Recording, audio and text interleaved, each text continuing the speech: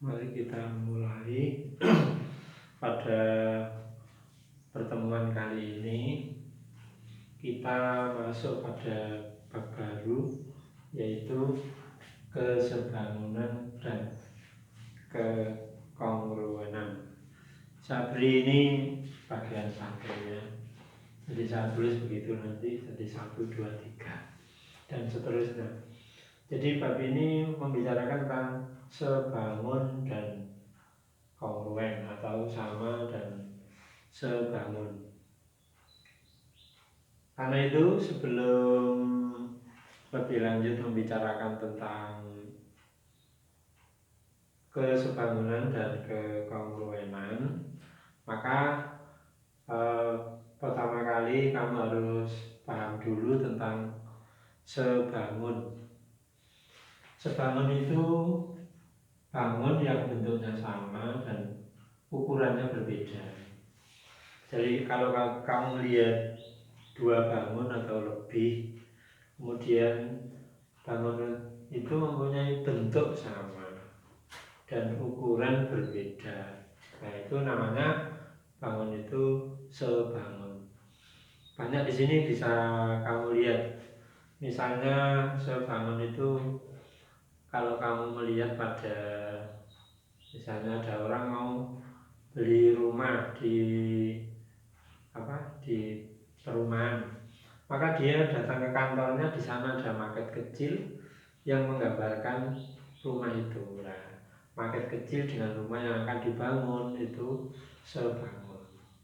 Kalau kamu melihat misalnya fotomu yang ukuran kecil dengan ukuran 22 misalnya, terus yang besar ukuran 44, nah itu bentuknya sama, ukuran berbeda, itu namanya bangun yang sebangun. Jadi bentuk sama, ukuran berbeda, itu namanya sebangun. Kemudian yang kedua, bangun kongruen. Kongruen atau sama dan sebangun itu bentuk sama, ukuran sama. Jadi bentuknya sama, ukuran sama. Banyak contohnya, misalnya di kelasmu banyak kursi-kursi yang bentuknya sama, ukuran sama. Banyak meja yang bentuknya sama, ukuran sama. Itu namanya bangun-bangun yang kongruen atau sama dan sebangun. Nah ini, jadi itu nanti pada bab ini yang kita bicarakan tentang sebangun dan kongruen. Nah selanjutnya kita masuk pada kesebangunan, ya. Kesebangunan, pembicaraan pada kesebangunan itu berbicara pada segi banyak dan segi tiga. Jadi di sini pada pembicaraan di sini kita akan bicara tentang segi banyak dan segi tiga. Tentunya kamu harus tahu segi banyak itu segi berapa atau segi berapa yang termasuk segi banyak. Segi banyak itu segi 4 dan seterusnya. Jadi segi 4, segi 5 itu segi banyak dan seterusnya. Jadi segi 4 itu termasuk segi banyak, segi 5, segi 6, segi 7 dan seterusnya. Itu segi banyak. Nah, yang satunya segi 3. Karena segi itu bangun datar mulai terbentuk itu segi 3. Makanya segi 3 tidak termasuk segi banyak. Jadi segi banyak itu segi 4, 5 dan seterusnya segi 3. Jadi segi 3 ini tidak termasuk pada segi banyak.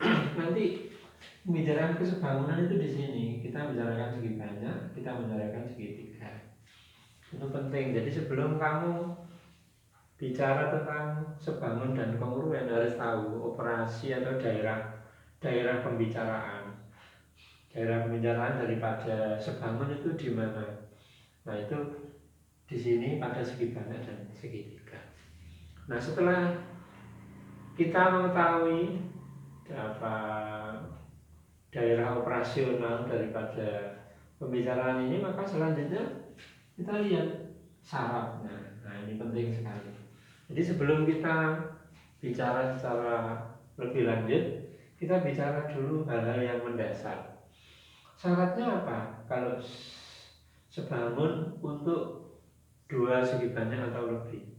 Nah ini syaratnya ada dua.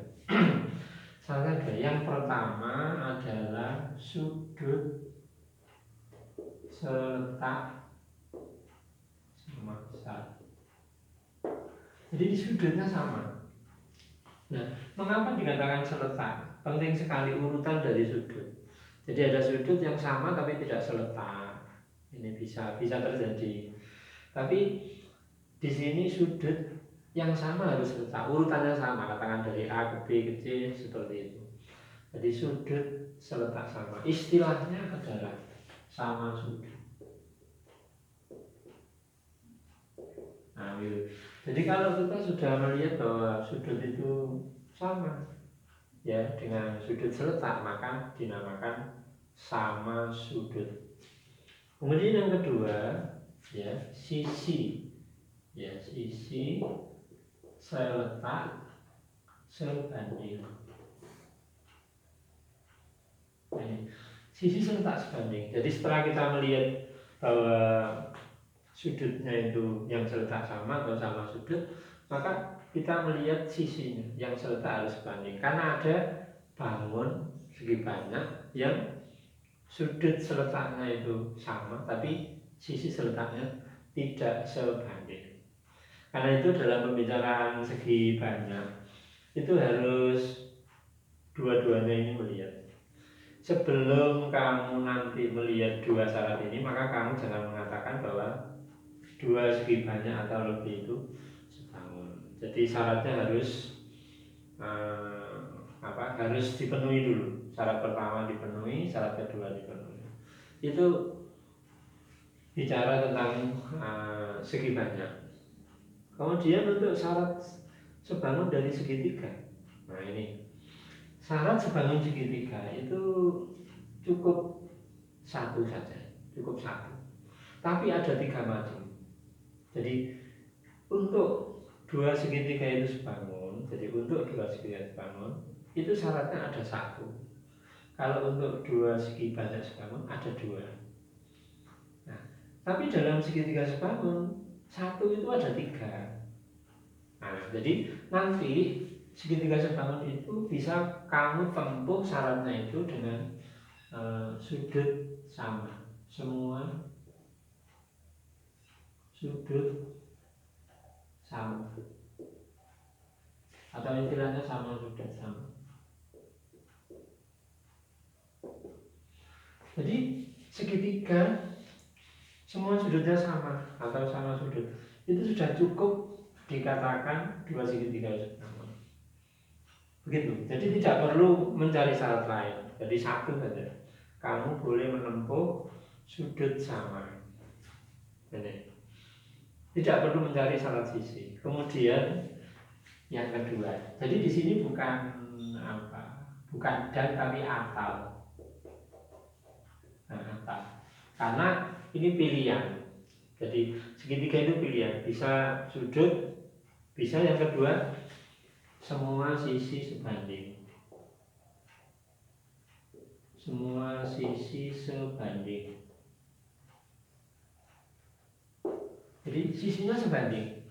Nanti kalau kita sudah tahu bahwa dua segitiga itu sisinya sebanding, maka dua segitiga itu sebangun. Tidak perlu melihat sudut.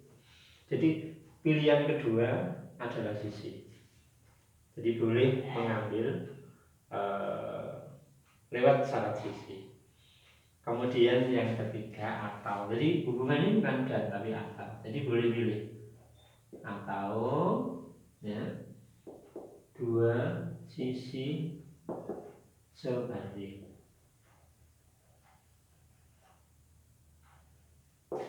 Dan nah ini sudut diapit sama. Nah ini boleh pilih. Jadi dua sisi sebanding dan sudut diapit sama. Jadi dua sisinya sebanding, terus sudut yang diapit oleh dua sisi yang sebanding itu sama besar. Nah, Jadi untuk dua segitiga yang sebangun, ini syaratnya ada satu, boleh pilih sama sudut, boleh pilih sisi sebanding, boleh dua sisi sebanding dan sudut diapit sama. Inilah pengertian secara mendasar daripada kesebangunan dan kemudian di awal yang harus kamu tanamkan, sehingga pada pembicaraan berikut maka kamu akan mudah atau paham.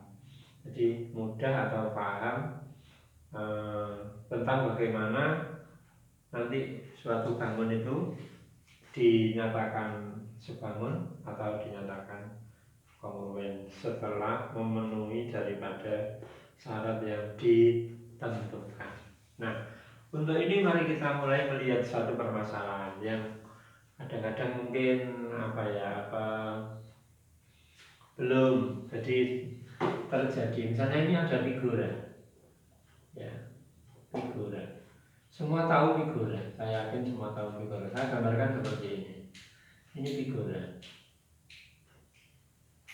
ya figura.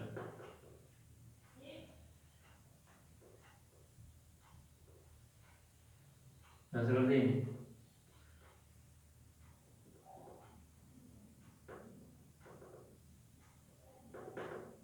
Nah ini figura.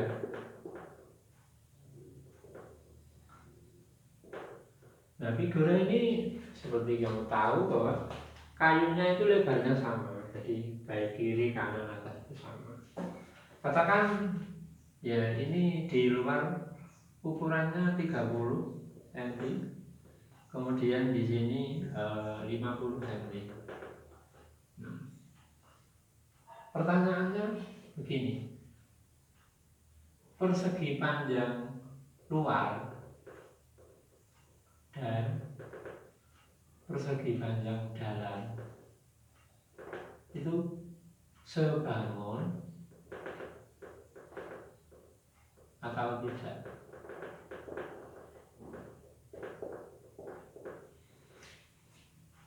Jadi ada figura. Figura itu gambarnya seperti ini. Kemudian ini ukuran luarnya itu 30 untuk lebar dan untuk tingginya 50. Lalu ada pertanyaan, persegi panjang luar ini dan persegi dalam ini sebangun atau tidak? Maka di sini kamu jangan terlalu cepat dalam menjawab, ya, karena di sini untuk kesebangunan itu harus memandang ini sudut dan sisi. Maka kita lihat saja. Maka kita lihat bagaimana melihatnya, jawab. Ya. Sudut. Kalau kita lihat sudut semua sama, jadi sudut semua sama, ya. Sudut semua sama. Mengapa? Semua 90 derajat. Jelas. Karena sudut semua sama, maka syarat sudut dipenuhi. Jadi di sini memenuhi syarat sama sudut. Nah, memenuhi syarat sama sudut. Nah, sekarang kita tinggal melihat syarat sisi. Syarat sisi. Kita lihat sekarang untuk persegi panjang yang luar. Ini lebarnya itu 30 dan tingginya 50. Nah, untuk persegi panjang dalam ini lebarnya, ini 30. Nah, ini kan 3 berarti dikurangi 6 sama dengan 24. Kemudian tingginya 33 berarti 6 dikurangi 6. Berarti di sini 44. Nah, kita lihat di sini perbandingannya. Jadi ini lebar, katakan ini lebar 2, ini lebar 1, tinggi 1, tinggi 2.